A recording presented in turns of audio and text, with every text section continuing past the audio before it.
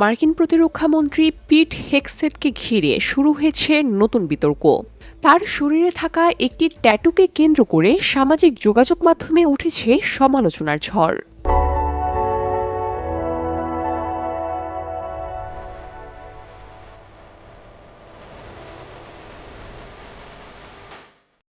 সম্প্রতি নিজের সামাজিক যোগাযোগ মাধ্যমে প্রকাশ করা একটি ছবিতে দেখা যায় তার হাতে আরবিতে লেখা রয়েছে কাফির শব্দটি।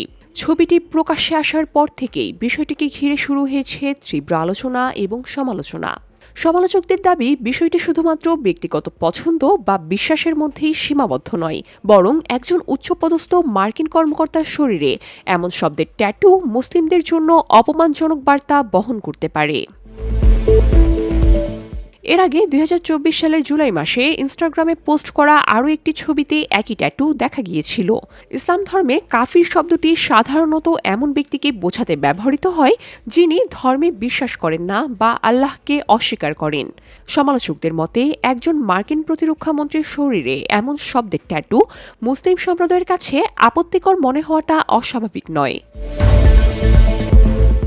নিউ ইয়র্ক ভিত্তিক ফিলিস্তিনপন্থী কর্মী নেদ্দিন কিসওয়ান বলেন, এই শব্দটি অনেক সময় চরম ডানপন্থী ইসলাম বিদ্বেষীরা মুসলিমদের ব্যঙ্গ করতে ব্যবহার করে থাকে।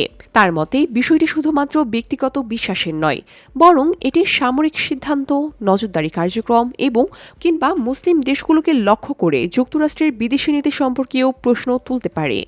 এদিকে মার্কিন মুসলিম সংগঠন council on American Islamic relations এর নির্বাহী পরিচালক নিহাত আওয়াদ বলেছেন, শরীরে কাফির শব্দটি ট্যাটু করা মুসলিম বিরোধী মনোভাবের প্রকাশ হিসাবে দেখা হতে পারে।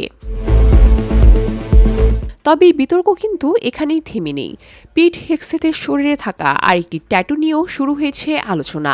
তার ডান হাতের বাহুতে লেখা রয়েছে ডিওয়াস ভয়, যার অর্থ ঈশ্বর তাই চান। এই শব্দযুগল মধ্যযুগীয় ক্রুসেডদের যুদ্ধের স্লোগান হিসাবে বেশ পরিচিত।